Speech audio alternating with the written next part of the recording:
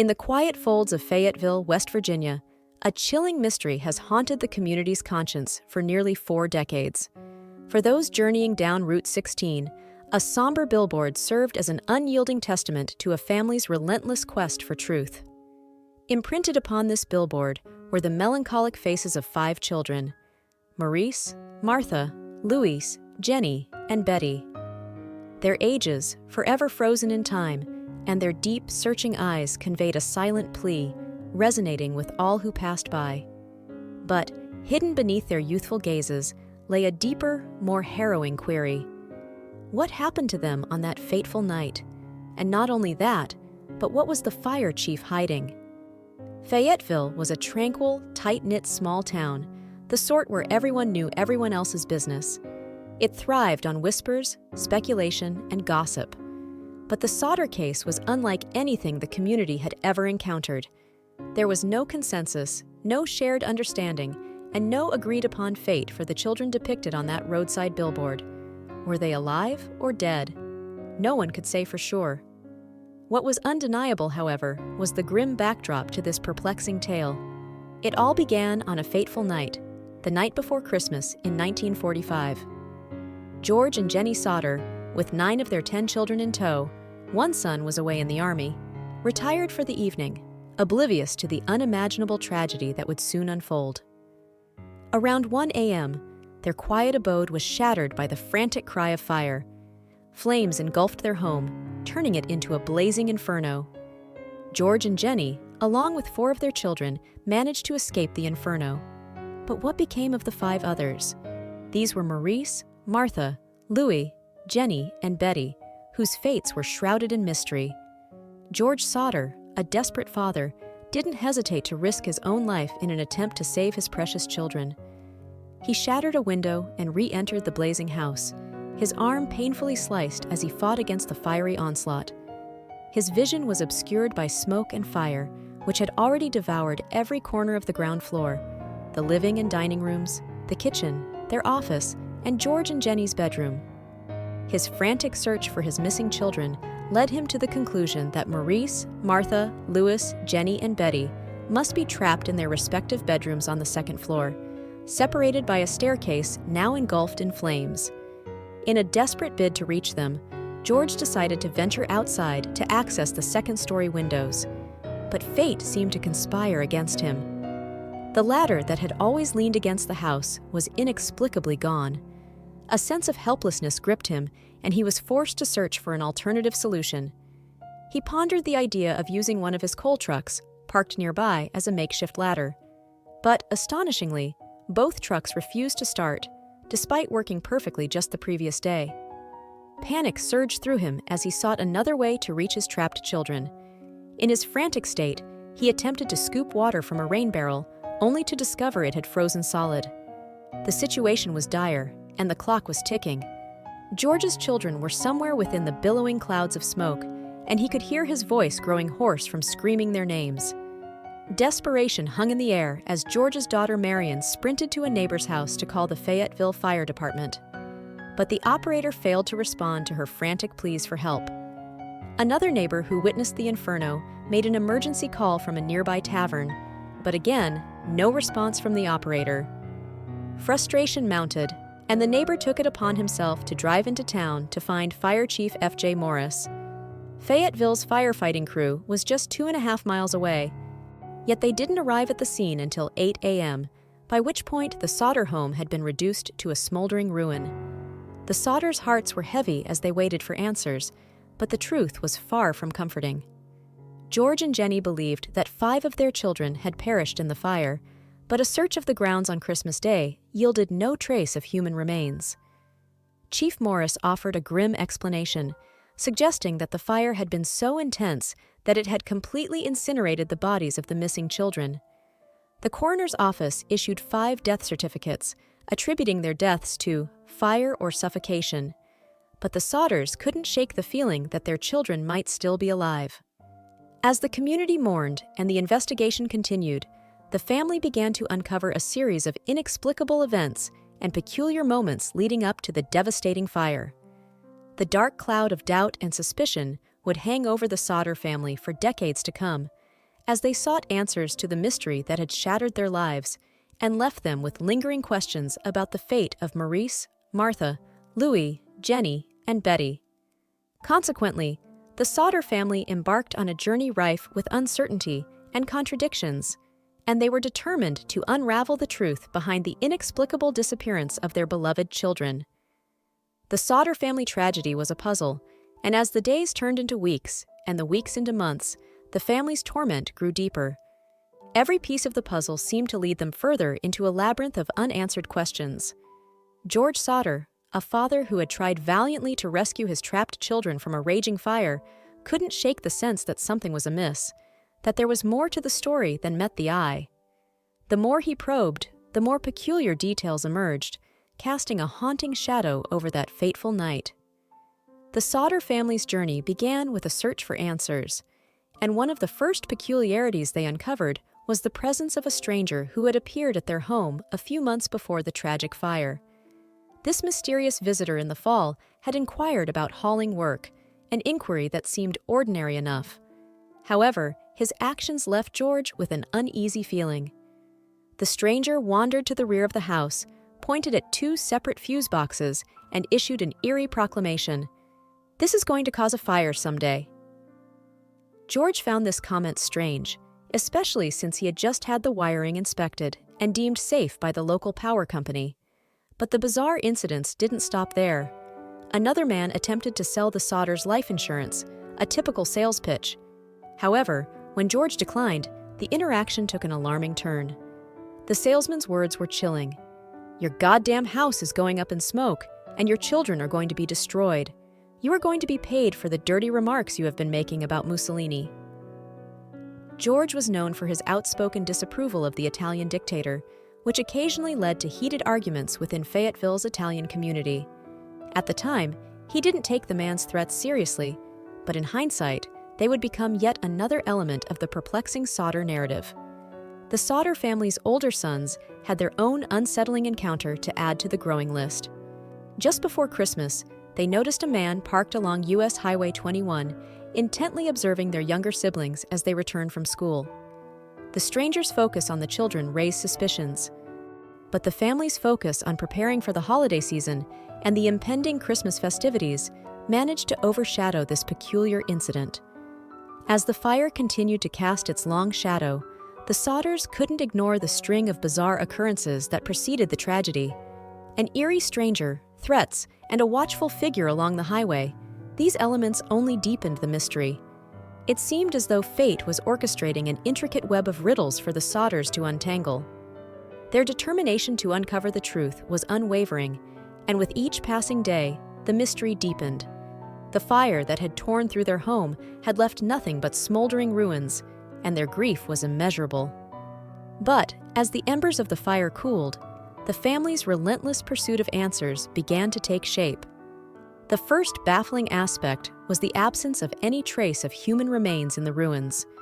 George and Jenny Sodder couldn't fathom how their 5 children could have perished in a fire and yet leave no bones, no flesh, nothing. Their doubts gave birth to a stark question. Had the fire really consumed their children, or was there another, more enigmatic truth? In a desperate bid to find answers, Jenny embarked on a private experiment. She decided to burn animal bones, chicken bones, beef joints, and pork chop bones, to see if the fire would consume them completely. To her astonishment, each time she conducted this experiment, she was left with a pile of charred bones. It was a stark contradiction to the official theory that the intense fire had obliterated all traces of human remains. Jenny was not one to accept half-truths and unexplained inconsistencies. She couldn't reconcile the fact that remnants of various household appliances had been found amidst the ashes in the burned-out basement. These items, from a telephone to appliances, were still identifiable, yet her children's bodies had supposedly vanished without a trace.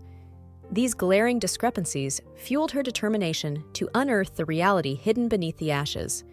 In her pursuit of answers, Jenny sought the counsel of an employee at a local crematorium. This individual shared a chilling revelation. Bones remained even after bodies had been incinerated for 2 hours at temperatures reaching 2,000 degrees. The Sodder house had been reduced to ashes in just 45 minutes. This insight raised crucial questions, casting doubt on the official narrative and further deepening the family's quest to understand what had transpired on that tragic Christmas night. As the Sodders continued their investigation, the collection of puzzling moments grew. An observant telephone repairman, whom the family had consulted, noted that their phone lines appeared to have been cut rather than burned. This revelation raised more questions than answers. If the fire had indeed been electrical, as authorities had suggested, the power lines would have been dead. Yet, bafflingly, the Sodder home's downstairs rooms were still illuminated. The fire's origin and cause were shrouded in uncertainty. A witness also came forward, claiming to have seen a man at the fire scene during the chaos. This individual was observed taking a block and tackle, a tool used for removing car engines. It raised suspicions, given that George's coal trucks had strangely refused to start during the fire, despite working perfectly the day before. Every new detail uncovered in the Sodder family's relentless investigation seemed to open up new avenues of mystery. One day, during a visit to the fire scene, Sylvia, George, and Jenny's daughter made a remarkable discovery. She found a hard rubber object in the yard. Jenny recalled the sharp thud on the roof, the rolling sound on that fateful night. George began to speculate that this object might be a napalm pineapple bomb of the type used in warfare. The Sodder family's determination to uncover the truth was unrelenting. With every discovery, they delved deeper into a web of inexplicable events and incongruities. They were convinced that there was more to the story than met the eye, and they were prepared to confront the dark shadows that lingered over their lives. As the Sodders peeled back the layers of the mystery, they found themselves immersed in a labyrinth of contradictions and unanswered questions. As the Sodders grappled with the absence of remains and the inexplicable aspects of the fire, they began to receive accounts from people who claimed to have seen the missing children, suggesting that Maurice, Martha, Louis, Jenny, and Betty might still be alive. One woman asserted that she had witnessed the Sodder children peering from a passing car while the fire raged on. Her claim left the Sodders in a state of disbelief. How could the children have appeared to someone while their home was engulfed in flames? Another woman, who ran a tourist stop located between Fayetteville and Charleston, approximately 50 miles to the west, declared that she had encountered the missing children the morning after the fire. "I served them breakfast," she told authorities. "There was a car with Florida license plates at the tourist court, too." The Sodders listened in astonishment. Could their children have possibly traveled such a distance overnight and found themselves in a tourist court? A third report arrived from a woman at a Charleston hotel who claimed to have seen the children's photos in a newspaper. She confidently stated that she had seen 4 of the 5 children a week after the fire. The children were accompanied by 2 women and 2 men, all seemingly Italian, she recounted. "I do not remember the exact date. However, the entire party did register at the hotel and stayed in a large room with several beds. They registered about midnight.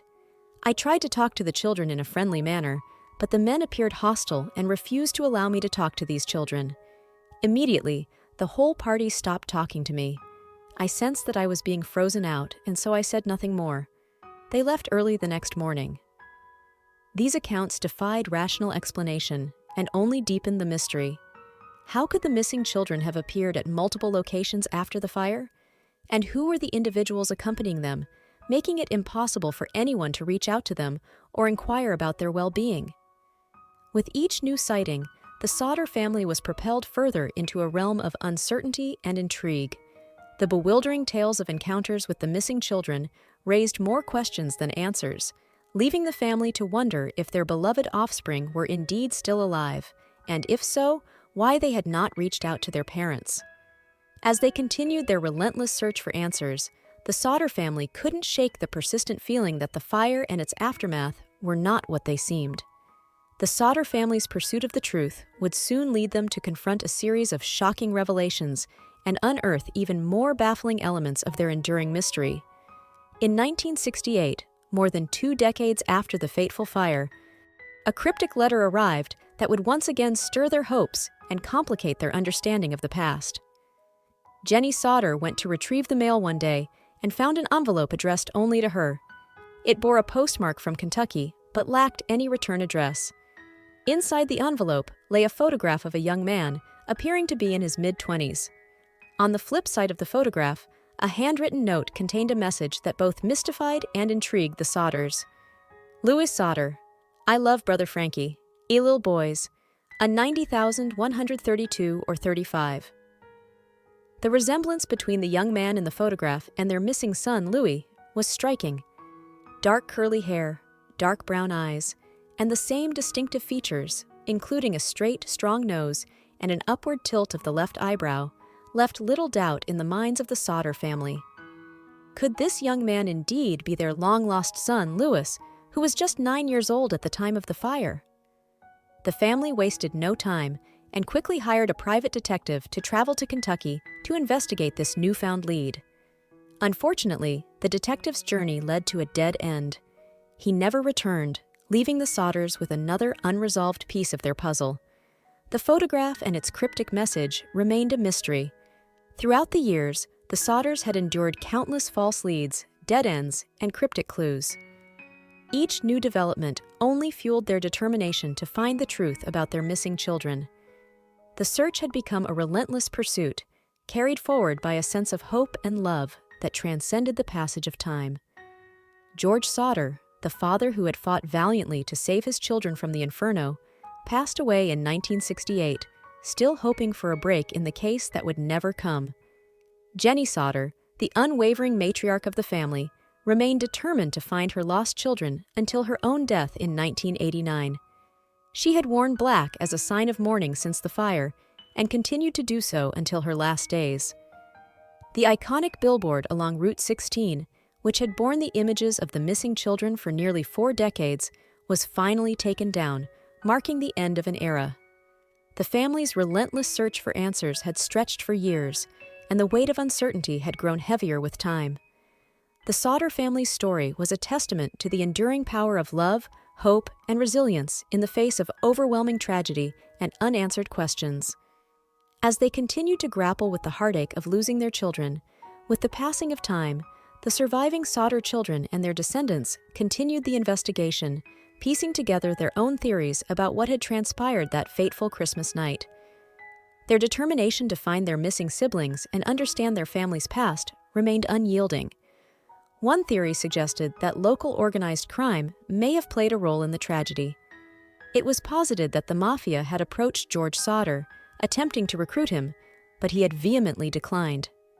A threat was made in retaliation, warning of dire consequences for his outspoken stance against Mussolini. Could this threat have escalated into the inexplicable events of that night?